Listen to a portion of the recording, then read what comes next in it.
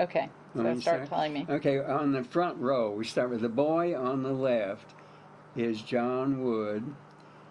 And this little boy here in this little boy right there. Yeah. So who's John Wood?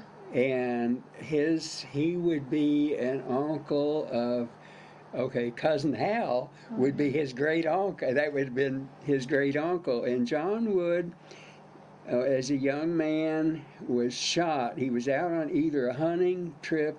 They think he may have committed suicide, but he lived in Cairo. And that's his mother right next to him. Vesta was her name. And she's the one that when great-grandfather moved to California, he must have given the mansion, that we've talked about in Cairo to her. And her husband, John Wood, we'll get to him. He's later. Is he in here? Yeah, he's this one. Okay. But anyway... this is one of her daughters, Vesta. She was named Vesta and she's Vesta Jr.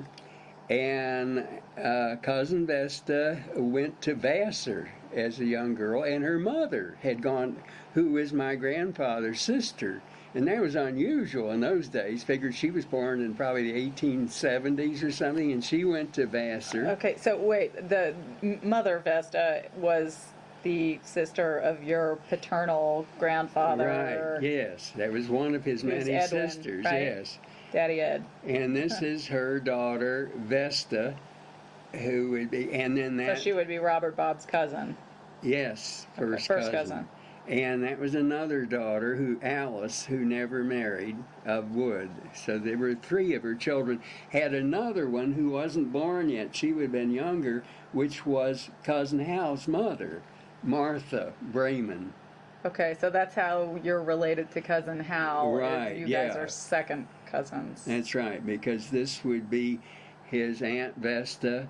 And she, a little interesting story on her, she went to Vassar, and her senior year, a good friend of hers was from Colorado Springs, and she said there's a very wealthy man out there who lost his wife, and he has 2 children, and they need a governess. So she went out there, became the governess, and he was one of the wealthiest men in Colorado, and she produced one. His name was Charlie Tutt, and she did have one child of her own, John Tutt. Who cousin Hal sent me. He died last year, and I think didn't know much about him, but he had. Apparently a daughter who lived in Paris, or still there, so survivors, and he revisited cousin Vesta and her husband Charlie when I was in my 20s, and I was with my parents, and we stayed there. They had an English butler. That's the only time I've ever been in a house where, he served and in his dark Colorado. coat. Wow. Yeah, and he would say, and he was English. And he'd been with them for years. And he used to interrupt dinners, and he would say, beg pardon, madam, but cook was telling me that Mrs. Such and Such actually did so-and-so. He knew everything that was going on. But Vesta she was just plain as an old shoe. And they had this marvelous place called Univa Lake. And it was in Summit County, Colorado. It's the same size as the state of Rhode Island, but only had 600 people. And they had this huge spread and very rustic place, And we went up there, and we were getting ready to go, and here's cousin Vesta. She's wearing an old straw hat, but here she's surrounded by her English butler, her cook, an upstairs maid. They're all waiting, and she was going, oh, get her, and she's wearing old canvas shoes and everything. And so we went up there, and we spent a whole week, I think, with them. But anyway, that's cousin Vesta.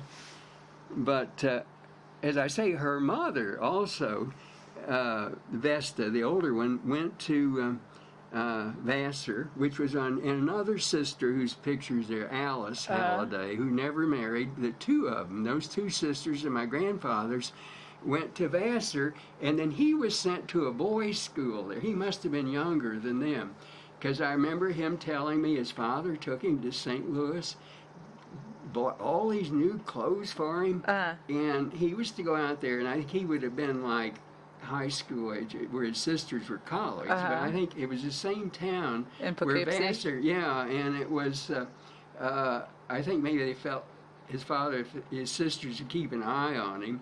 But I remember my grandfather said, oh, he felt so swell going to St. Louis. He'd never been there before, and his father bought all these new clothes, and he put him on the train, and said some friends of his father's in New York City met him, and they were going to keep him overnight or so, and then put him on the train to Poughkeepsie. And he said when he got out there, he knew what he was, just a country bumpkin, because he said all the styles had changed, and these people, the friends of his father's, were so sophisticated, and so cultured, and he just felt he was an old... But one thing he always said, that he remembered that Smith Brothers cough drops, and always shows the two men with the beards, and one of them taught him in Sunday school when he was in Poughkeepsie. One of the Smith brothers? Yes. Anyway, but that's a bit going on down, let's see here, would be, I don't follow that. Yeah, I got Vesta, the little girl in front. Yeah. Next to Vesta Sr., that's this one. Oh, the little girl is Alice Wood, who never married. And holding the baby must be... That's your grandmother, right? No, Edith holding Emily. Her name was, Edith Janelle was her name. And she... Her last name was Janelle, or her middle name? Her married name. She's another sister of my father. They've all been Hallidays, but she was married then. And so she was your grandfather's sister? Right. Because he had, there were 9, and there were only 3 boys in the family, and all the rest were girls. And the interesting thing about that branch of the Halliday family, you see, I told you there were 5 brothers settled in Cairo after the Civil War, of which my great-grandfather was one of the 5. And of his family, he had, I could count, 9 children or something, and his 3 boys, none have, I'm the only one left that has a Halliday name. All right. Now, the sisters had loads of children, like Cousin Hal. There are loads of them, but they all have different names, And because, see, there was my grandfather had 2 boys, my father and Uncle Warner. And Uncle Warner didn't have he was married twice, but never had any children. And there was another... Wait, is Warner in this picture? Yeah, there he is. See, there's my father. See, he would be about 1 year old then, I think. And his brother was born in, I always remember that because it stood at 1899. Wow. So if this was, I said, in 1903, he'd been about 4 years old, I guess, then in that picture. Yeah, Janelle. And we visited them, Emily, with her, Edith Janelle, and that's her husband. And we visited them when I was in the Navy, and my parents were out there, and they lived in Seattle. Now, he was deceased. She was an older lady, and her daughter, Emily, had died. She'd been married to an admiral who was still around. Emily had been? And he was very much around in Seattle, and he was a widower. But he was very close to his mother-in-law. What happened to Emily? She died. I don't know what caused it, as a young woman. But she had another son, Jack Janelle. And Jack was there. He was a very attractive, handsome guy. And he was like a kid. I think he's in his 50s, He'd jump around, and he lived with his mother, and she'd say, like you would with an adolescent boy, Jack, please sit down. But anyway, the final thing on Jack... His mother had died years later, and this would be about, 16 years ago or so. Jack died. He had no family. And they found him dead, and the only reason why, they found a letter from one of his cousins, and it was Cac's brother. I sort of remember this. And they got in touch with... because he had a little money, so he had no will. So what money he had went to it'd be all these first cousins. And Wow. there's loads of them. My father used to say he had 20 some odd first cousins just from the Halliday side of the family, you know. And I got a check, since my father was deceased, I got a check, I've forgotten how much it was, a huge amount. I may have gotten $10,000. Good Lord. Which was his part. And I remember I asked CAC, I said, and I kept that, I've got it somewhere, because it's a good thing of who, the descendants, who were all these first cousins, where are they? And I said, I'm amazed whoever put this together. And CAC said, well, it was my brother did that.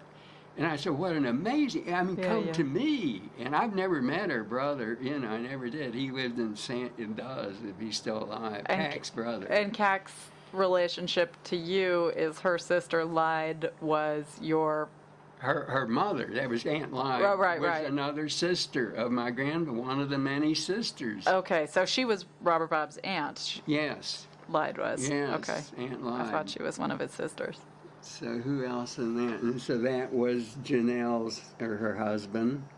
And there's my grandmother. Ruth? Yeah.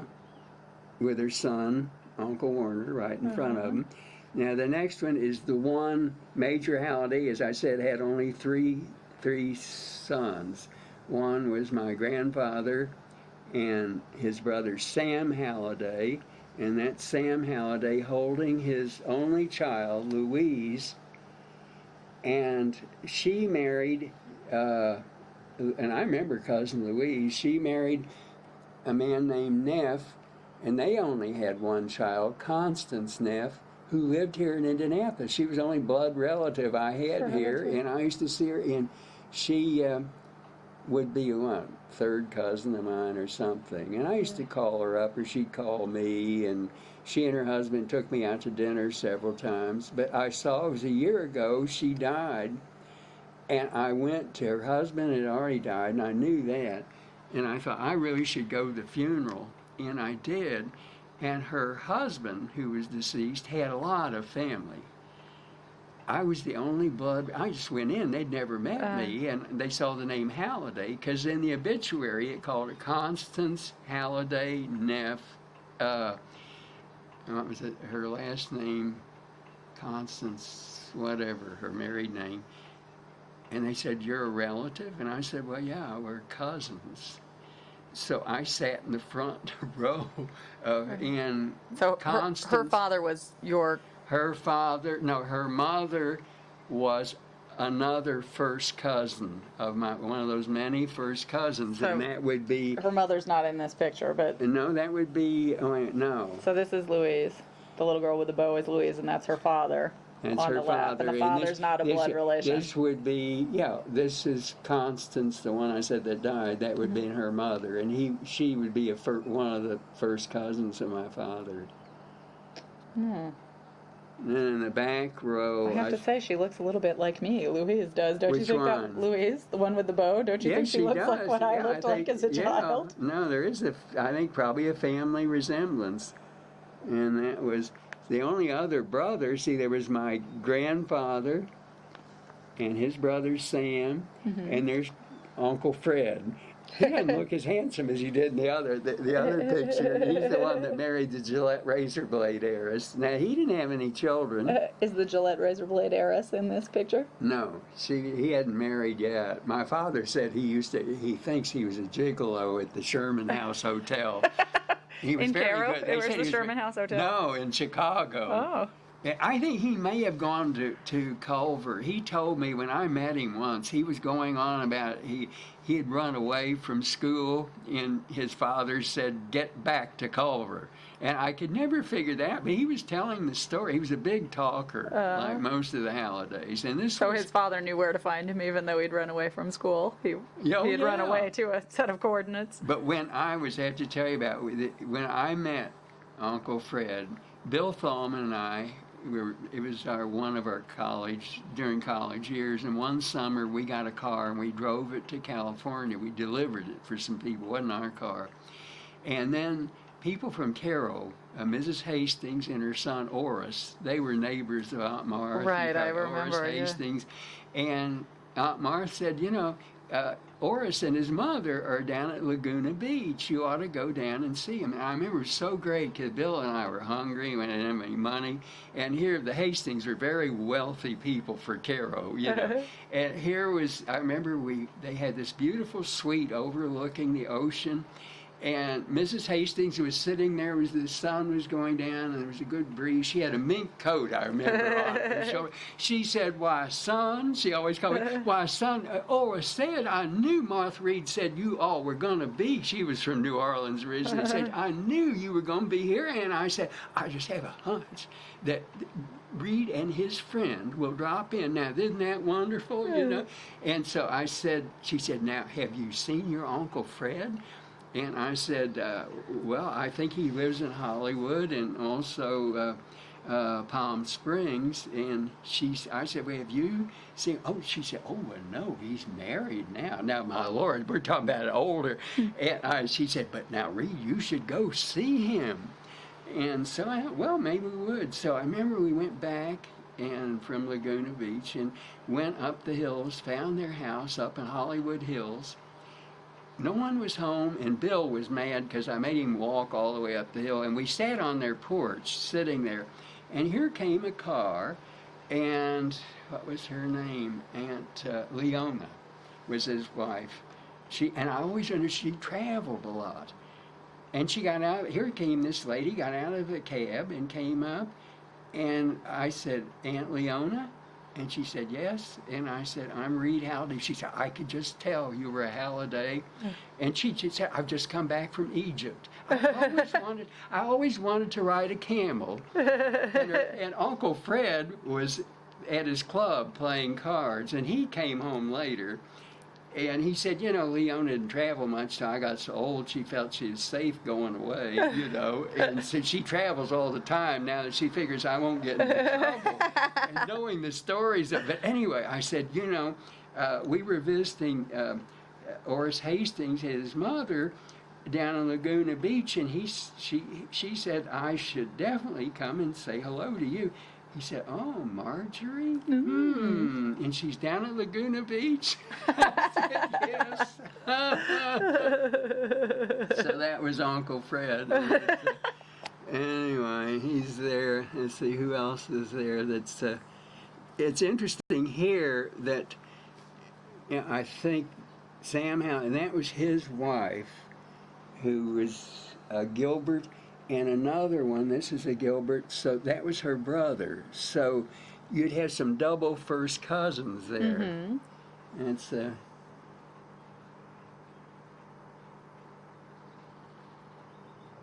yeah, I said the man standing to the left must be Ned Gilbert with his wife Emma Halliday Gilbert. In the white blouse. Yeah, right there, which is another sister, see, of my grandfather. Mm-hmm. Then Walter Wood, that would be Hal's grandfather. Mm-hmm. Yeah, grandfather. Because there's his wife, you know, see, in Vesta. That would be Vesta's father. And then next to him, Alice Halliday. She never married, and I think she was one of my grandfather's favorite sisters, because he'd always talk about his sister Alice. Now, he met her once when she came to visit, and she was coming back from Europe, and she lived in California, and she stayed at my grandparents' house, and I was sort of fascinated to see her because she'd been to Europe, mm-hmm. you know, and I'd barely been out of Alexander County, you know. And then my grandfather, in fact, he had always talked about her.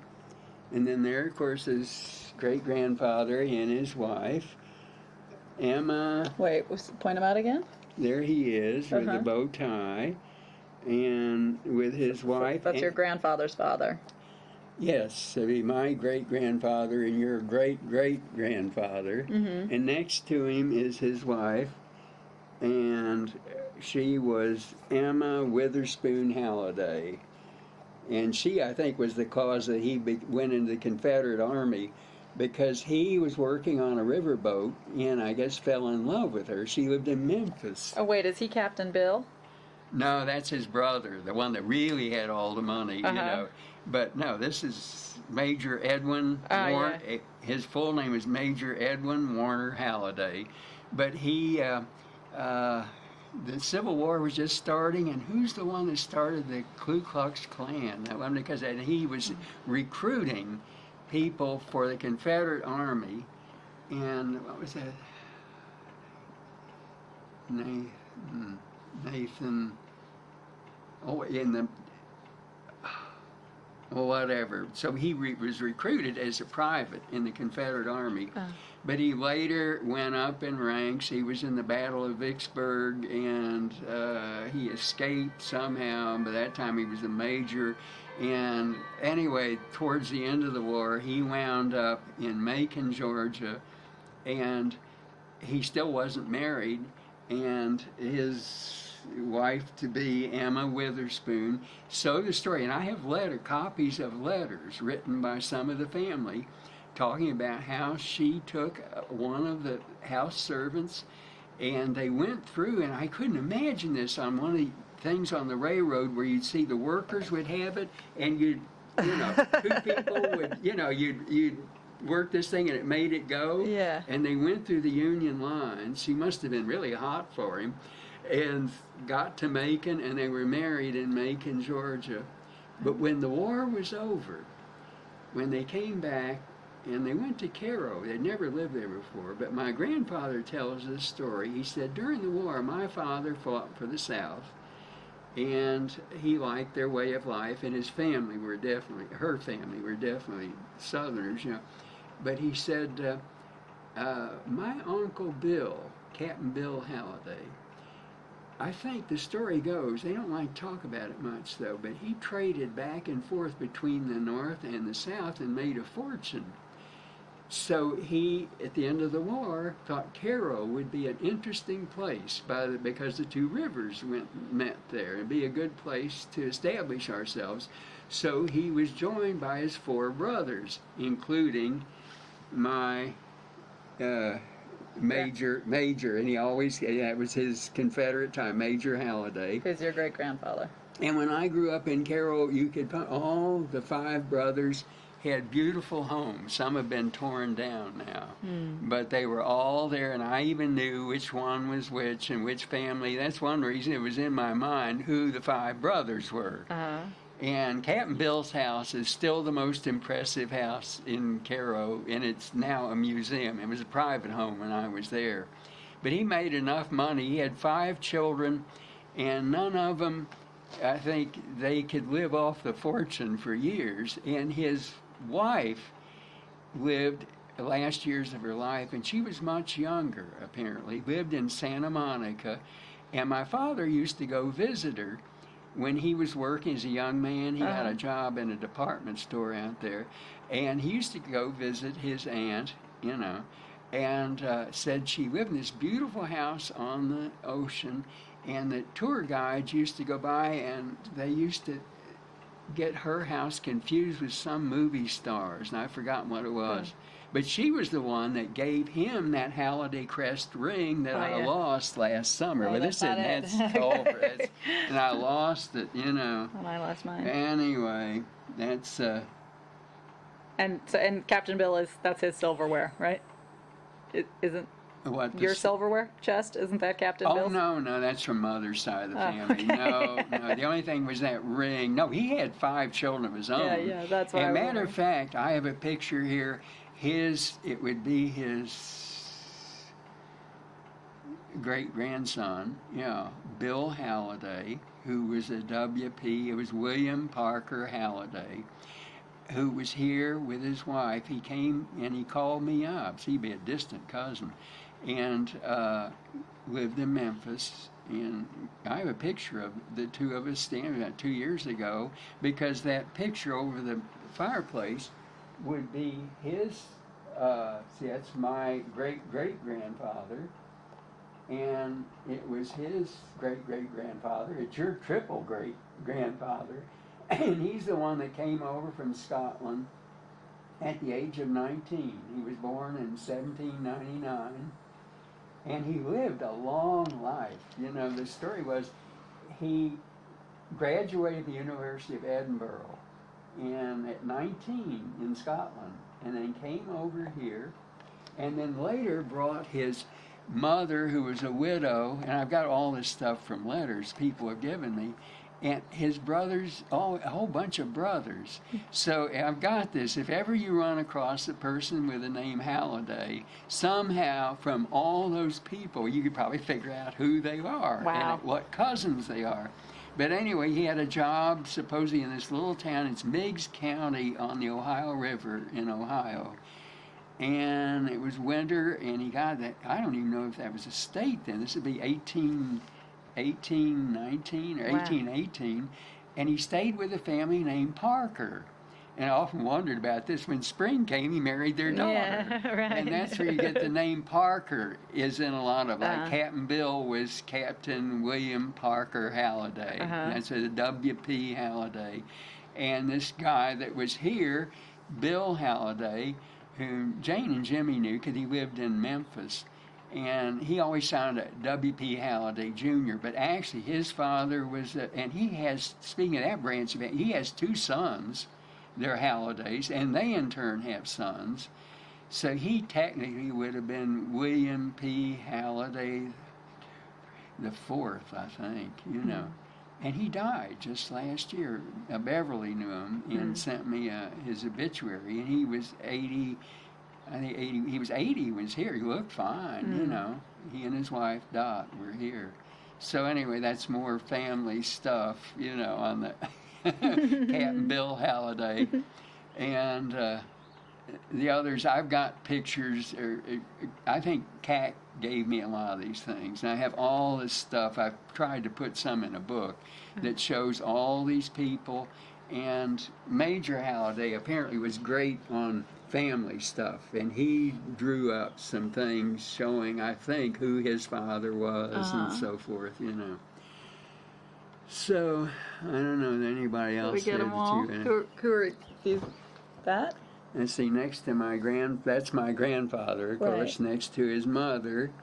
And so it's a great-grandparent. My grandfather, Edwin Halliday, is next to his mother. And next is, I said, probably Martha, another sister. Then Eliza, that's Aunt Lida, would be the next one. Oh my gosh, there? Wow, that's her. I remember that little old lady with white hair. And she was Lida Kendall. She married a man named Kendall. And she's Cac's mother. Yes. And you met that she was probably the last of the sisters that was still alive, Aunt Lida. Matter of fact, there was something about her marriage that broke up, but she had Cac, and Cac had two brothers too, I think, you know. But my father talked about when he was a little boy that he went with his father, Edwin Halliday, to California on the train. His father had a gun. He intended to shoot Lida's husband. I think he'd done something. Fortunately, he didn't.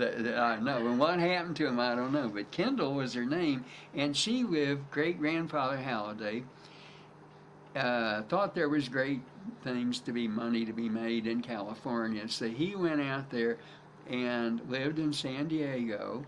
And as late as when I was in the Navy and my parents were on the West Coast, he went down to see Aunt Lida.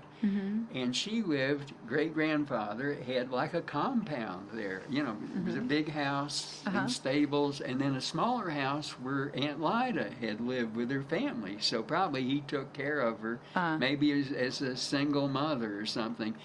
And when I visited, you and I visited Linda one time, and I think it was then, I had the address of where that was. And you figure that house and everything had been there as recent when I was in the Navy, so that would have been not that far, in 1956 or so, you know. But I think Linda drove us by. I said I wanted to see it, and there was a high-rise there.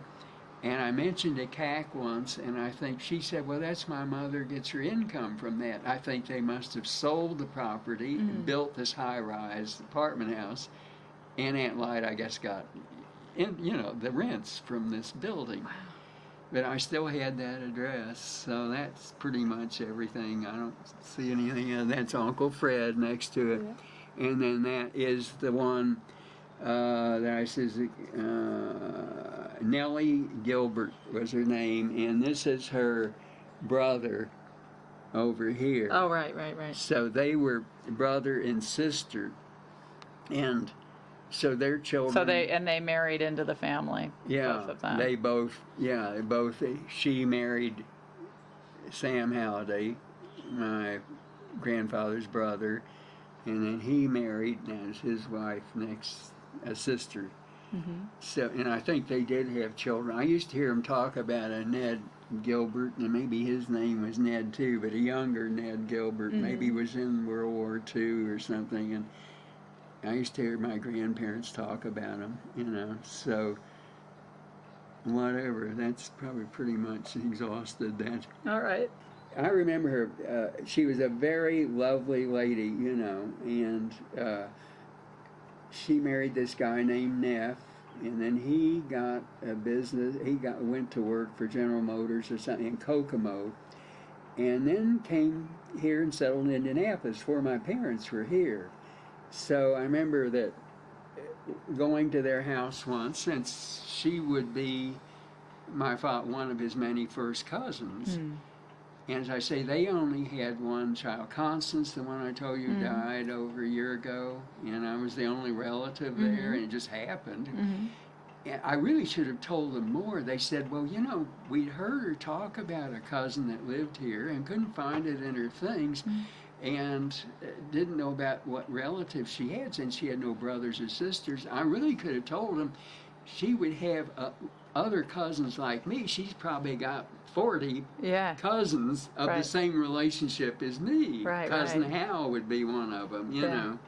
But I must say, Constance, in death, she looked pretty. She did. She was a very opinionated person. I remember once she said, now read, what church is it you go to? And I said, All Saints Episcopal. Well, maybe I ought to come.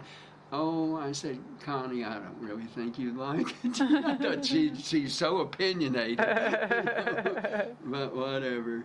So, figure she had. Now, I can't. So that's your mother. I may have been, I don't know whether I was born then or not. We used to go to a place in Wisconsin, the whole family. And it was called, it's near Wausau or something. My grandfather had found this lodge, Swartz's Lodge, and it's probably not there now, very rustic and everything, and the whole family, all of us used to go up there, and I think that was probably it. Now there's a picture, there's Jane, my father's sister, Beverly's mother, mm-hmm. and there is a picture of Mother and my father and my grandfather, Reed Green. Who was actually your mother's stepfather. And she didn't know that till after she was married. Right. And is that in front of a house that they lived in? Or? No, it's a neighbor's house. They're in the front yard. There's the fence behind them. And I've got a nice picture of that house in my bedroom if you want to. You saw it once in Carroll. It looks awful now. Now here's one, and this one, they were just girls. Let's see. That's Duck Pearl. There's Aunt Martha, and that's Mother, and that's Aunt Pearl, the one that drank herself to death. My great aunt. That's right. Now wait, and now who was Pearl related to? She was my grandmother, my maternal grandmother's sister. Okay. And that was her only sibling. And what was your maternal grandmother's name? It was Lula. Maiden name Lula Mae Young was her maiden name, and she's the one. Interesting story on that. Mother's real father his name was Harry Ellis. Ellis was his last name, from a very well-to-do family, mm-hmm. and very handsome man, and he played the violin beautifully. And my grandmother could play the piano fairly well. And Aunt Pearl was a younger sister. She said she used to hide in the parlor when they came by and said that my grandmother and this Harry, he would play the violin in the parlor, and she played the piano, and said they were so much in love. And she was a beautiful woman, even as an older woman. She was a very handsome woman, And they had Mother when he was just 28 years old. Mother was just a few months old, and he got appendicitis or something, and he died on the operating table. And so his family, he had a little money, but his family were very well-to-do people. And in those days, many women didn't work, and she was, the family, as close as I found they were later, they didn't give her any help at all. And so she said she went to this leading attorney in the town, Reed Green, who was a bachelor, about 40 years old. And she told it, I wish I had a recording of her saying that. She said, well, it was one of the few cases he ever lost. So I couldn't pay him, so he took me. And of course, they had one child, Aunt Martha, but Mother didn't know it. And she said, later, she was intensely in love with the young man that was Mother's father, But she felt his family had treated her so cruelly, she didn't bother telling Mother anything about it.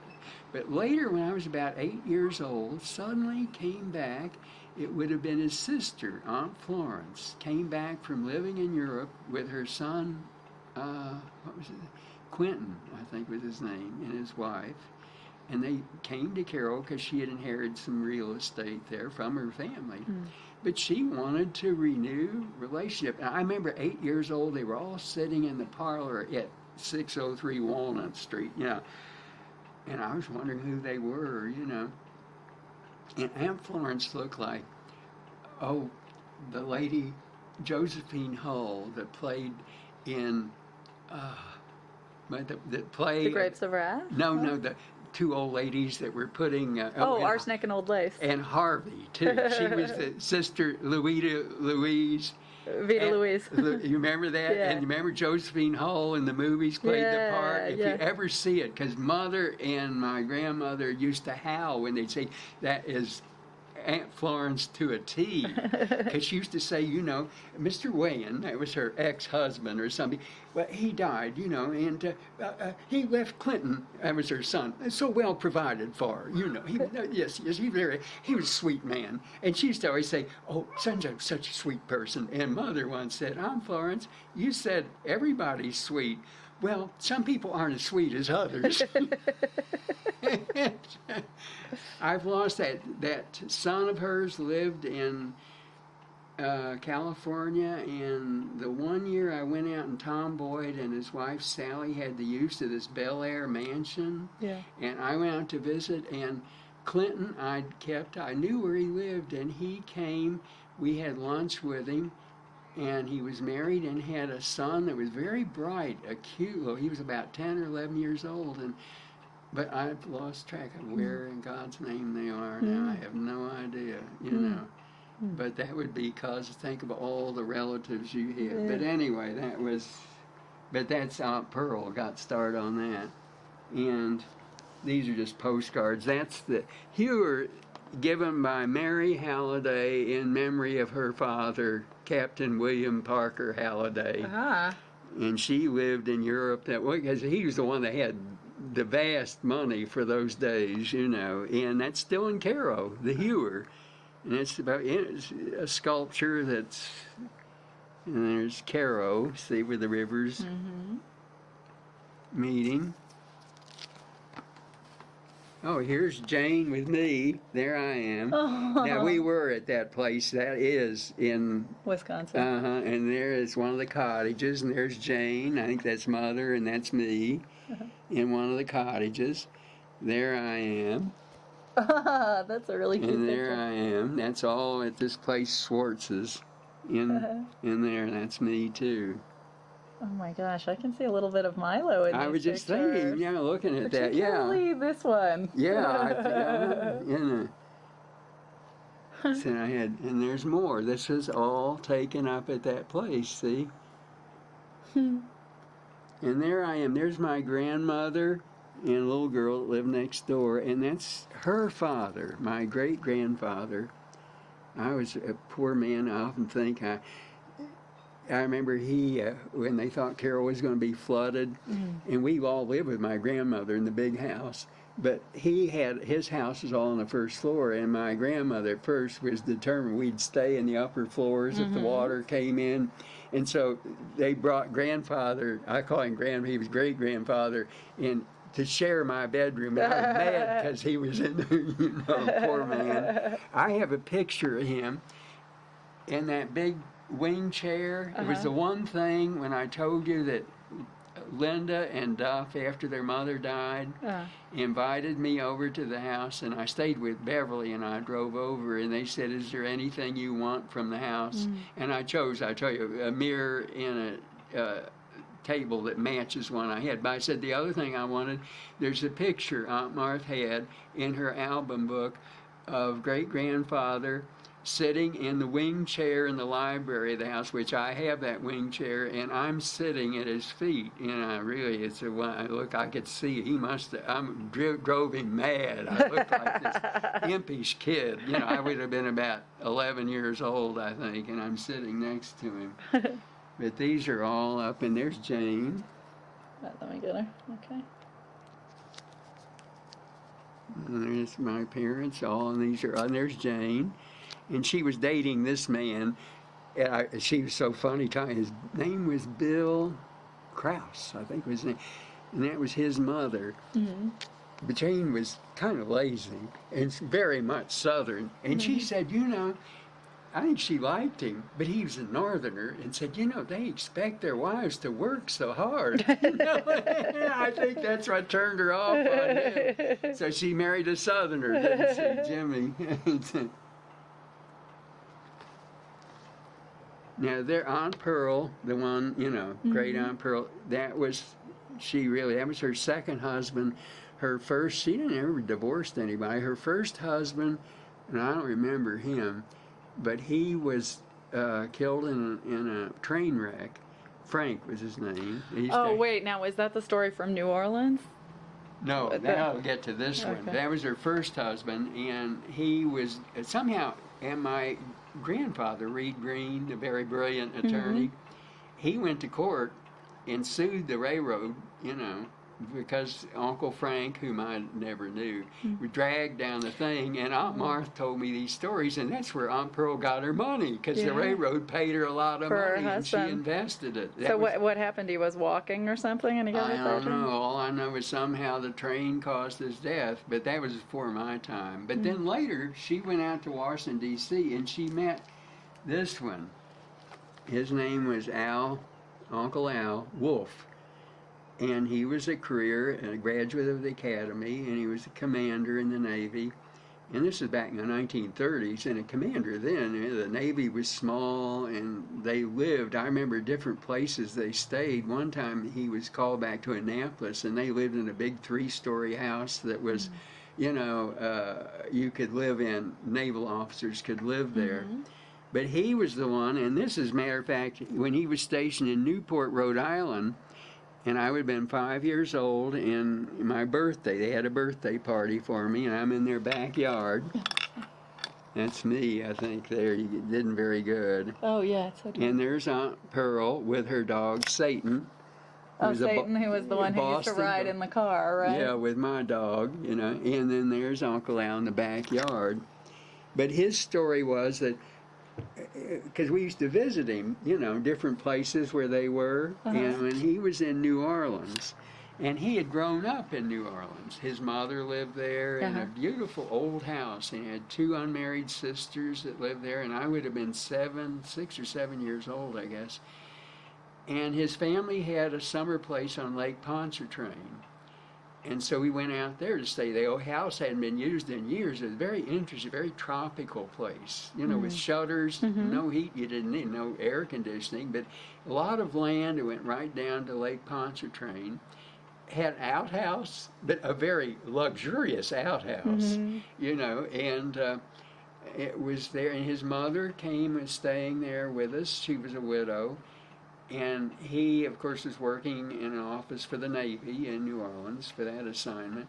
And he'd drive back to the cottage at the end of the day or the weekend, and he was in the car, and he had the maid, a colored maid with him, and it was some sort of a cotton truck was in front of him, and I don't know the particular, but I saw the car once. His car was not a convertible. It ripped off the whole top of his car. But these black people came, and I remember sitting with his mother.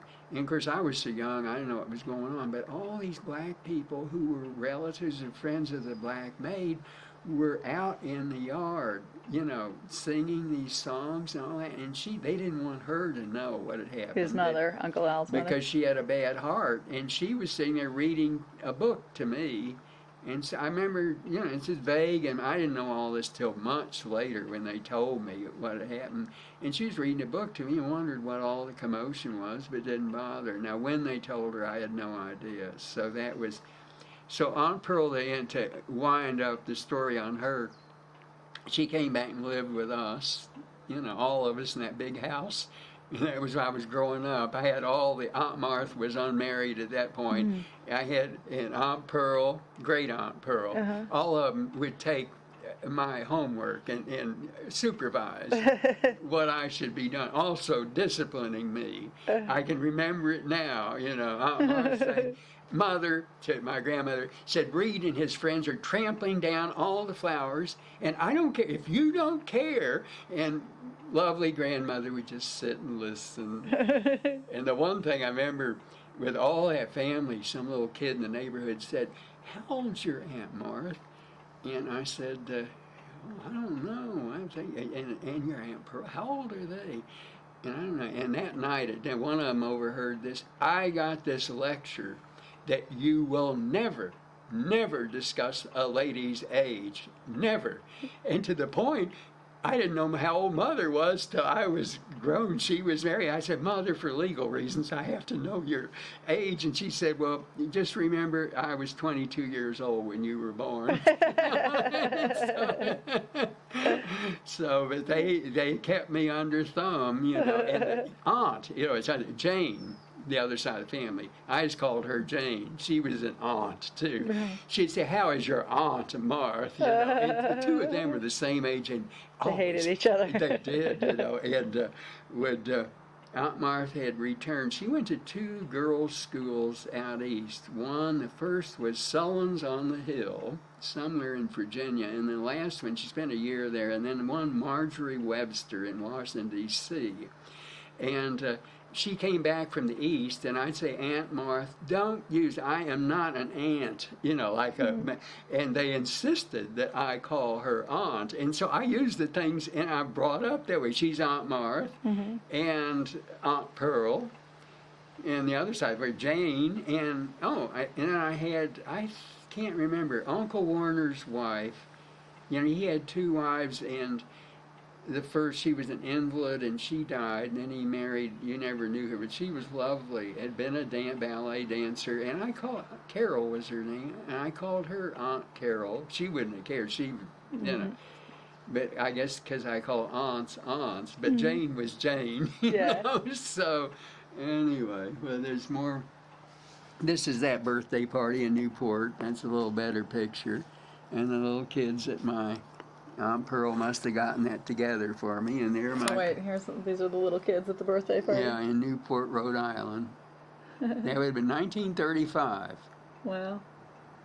I love your clothes. And then, is this your mother and father? And I think that's in Wisconsin, probably those pictures. And there's Jane and my father and mother. And you can see the styles. That'd be very early 30s, wouldn't it? Oh, yeah. See, look at the links to the...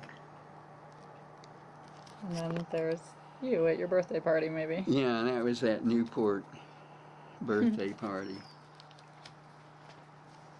And there's me with my great-grand... I think this was probably I was 8 years old. I bet it was the time of that birthday. There I am with Uncle Al. Would that be right? No, I don't know. I was 6 when he died.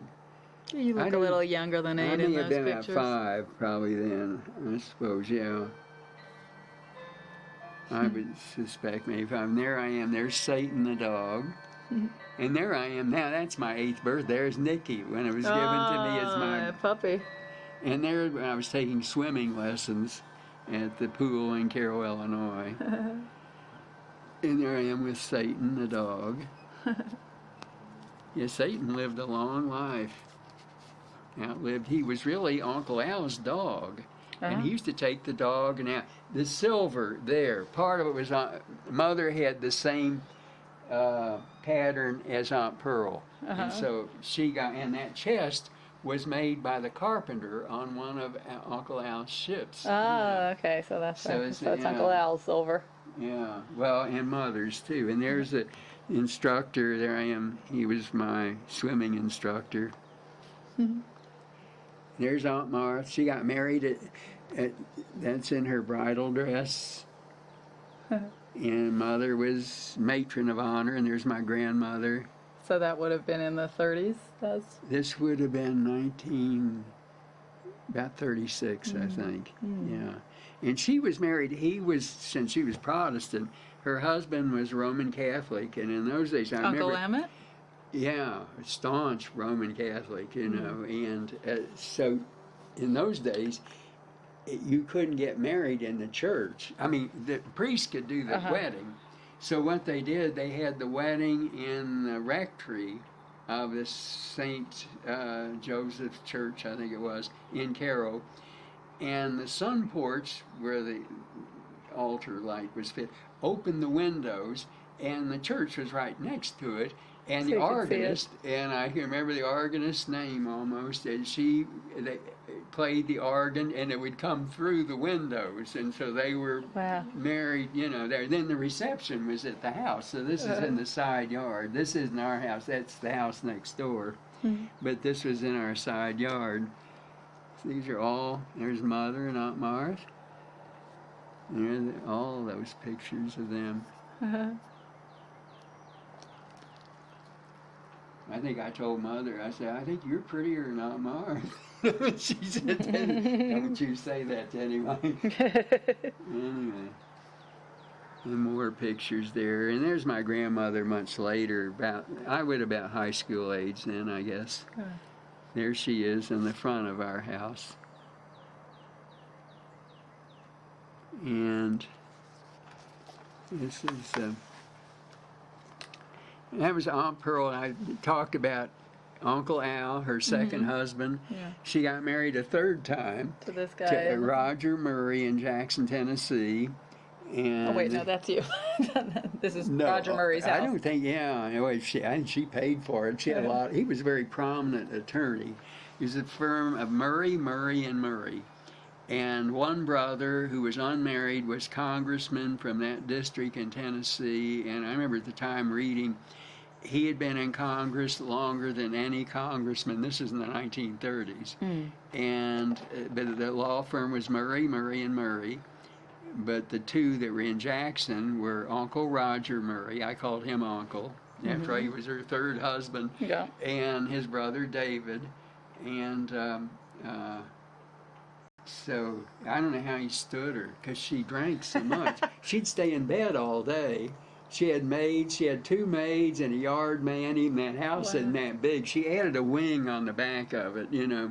But she'd just stay in bed all day. And she'd come down, and I remember she had a cocktail party once, and I said, had the maid help her get dressed, and she'd barely get down the stairs, you know. Because she was so plastered?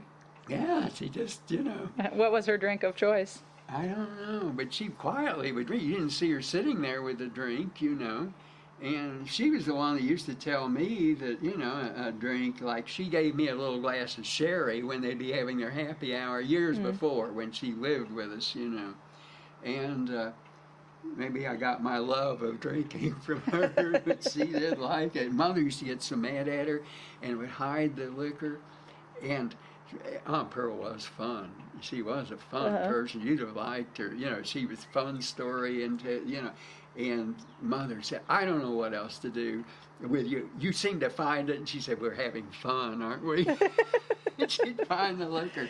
Well, and she was but she was technically your mother's aunt. She was your great aunt, but she was closer in age to your mother than to your grandmother, or sort of in between them. My grandmother, you know, when I look back, it was not an old lady. She was probably just in her early 50s. And Yeah. She may have been in her 40s when I was born, Yeah. you know. But this was her younger sister, a little bit younger. Yeah. Yeah, but and she's the one, and I told you when I was at Culver Military Academy, Mm-hmm. and I got this call, and this dates it. In those days, you didn't just pick the phone up and make a call. We had a special switchboard at Culver, and if you got a call, or if you wanted to place a call, and the war was just over, you know, and things hadn't gotten back to normal. If I wanted to call somebody, I have to go down to the switchboard operator and say, I'd like to make a call, let's say to Caro, to some of the family, and I didn't do that much. They'd have to do things like go through St. Louis and St. Louis to Caro and all this stuff. But I got this call, and they told me to come down there, that they'd get the call would come through from Jackson, Tennessee. And it was Aunt Pearl, and she said, Reed, I just wanted to tell you, I have put a check in the mail to you. And she said, do you remember when you were a little boy and you were building blocks and I was putting one on top of the other and it was leaning? And she started telling me about the Leaning Tower of Pisa in Italy. And I'd never heard of it. And she said, well, go get your encyclopedia with a picture. And there's a picture. She showed me a picture of the Leaning Tower of Pisa. And she said, someday I'll take you if you do well in school. And I was just about 7 or 8 years old then. We'll go to Europe together. And she said, you remember me telling you about that we go to Europe? And I said, oh, yes, I do. And she said, well, I'm not going to be able to take you because I'll be dead tomorrow. And she wasn't all crying and emotional. She just said it straight. I said, oh, Pearl, I thought she's probably drinking, you know. And I said, you. Now, she said, yes, I will be. But the point is, I'm calling you to tell you that I've sent this check to you, and it's for you to make that trip to Europe. And it's a cashier's check. That's one that if I die, it's still good. Or when I die. She didn't see, no doubt she's going to die, you know. And she said, put the check through right away. She said, now, you're my favorite one in the family. And I would leave my money, and she was rather well off, you know. But that wouldn't be fair. And I said, no, I didn't expect to get anything. So, of course, Nancy, she made her main heir was my grandmother, her sister. Although I think I did inherit $500 or something. Now, that $500 in those days would be probably like about $5,000 at least now, you know. You figure Culver Military Academy in those days, and it was just as expensive, was $2,000 a year. And when I failed to get in Princeton, my father wanted me to go to Princeton, he said, well, Princeton costs the same as Culver, $2,000, whereas University of Illinois is a lot cheaper. But the money, he didn't behold that. But Culver today costs $32,000 a year. Now figure $2,000 back in 1945. Isn't that amazing? Right, yeah. If I'd gone to Howe Military, where he went to school, I think it was like $700 or $800 a year, whereas Culver was $2,000. You know, isn't that something? Yeah, that's amazing. So did she die the next day? She sure did. My father came up. He thought I was prepared for it. And he said, I wanted to tell you. He made a special point of traveling to Culver to tell me that Aunt Pearl had died, you know. And I don't know about death. It always, you know, he thought I'd get all emotional, but I think I was always sort of numb about things. I just accepted it, you know. And anyway, I think the only time I was ever emotionally moved at a death was my father's funeral. And it wasn't to the end. And I remember they were playing, Oh God, Our Help in Ages Past, I think, and the organ was blasting this off, and the crucifix going down the aisle, and Mother and I are leading it with the family, and I just fell apart, you know. It suddenly hit me that he's gone, you know. Whereas when he died, she called me, and you were just a baby then. I thought, well, we lived on Washington Boulevard, I think I was probably about 3, because I remember seeing him. I remember probably being taken to see him like towards the very end. Yeah, I've and got was a in bed. one of my pictures is he's sitting there with just a cloth over his eyes, and you're sitting there on a stool by him. And yeah, I remember she called me, and he had, his death was not bad. He had lung cancer, but he would just get tired, and his friends would come and visit him, and it was not depressing. He had more interesting friends. It was summer, and I remember he'd be sitting under a tree in the backyard, and there would always be people. They'd all be talking and visiting, and he'd just, he'd go up and take a nap, because he'd get, I think the last time I saw him alive, which had been a day or so before he died, he had gone up to take his nap and looked out the window. And he was instructing me. He was always on me about something. He wanted a limb cut down in a tree, and he was pointing out, and I'm with a stepladder and sawing this limb off. But then when he died, Mother called me, and what was it? He was in bed. They'd gone to bed, I guess. And he suddenly sat up, and he just hemorrhaged. Blood came out of his mouth, and his final words were, this never happened before, and he's gone. Wow. And so I went over there, and I remember that I just drove, because our house, Washington Boulevard, was not far from where they lived, and I went over there, because she was still wiping. He was, getting the blood off, and that's when she took that ring off his finger and handed it to me, and I put it on, and that's what was so, I hated to lose. That was one of the original rings. Yeah. The one that you had was made as a copy for Cousin Russell, one of the many cousins, Russell Halliday, who lived in Hingham, Massachusetts. And I think your mother and we stopped off to visit them one of the times we went to Cape Cod. And he was very close. He was not one of my father's first cousins. I won't go into it, but grew up in Cairo. And some of he was his best friend. He was best man, Cousin Russell was. I have pictures of Russell's son. He was an adopted son, was here when I was living in an apartment down the street. And he came and visited you and I. Maybe we took him to dinner or something. And he had his son with him. Oh, I remember, his name Jack Halliday. Yeah. Right. And Russell only died, he lived a long time. He left a lot of money to the church, the Episcopal Church in Cairo when he died. And but he kept in contact with Mother through the years, and they were very close. As I say, the connection was his grandfather would have been a brother of Major Halliday, so you can get that, So Carroll, when my father grew up, was full of cousins. Yeah, everybody's related. Yeah, they were. Because I remember he was another cousin of his that he was close to as a boy, who have his tonsils out, and he bled to death. And my father was only about 12 years old, and they said they even called him out of school. His cousin had died, and that's the reason he wouldn't let him take my tonsils. The only reason why they did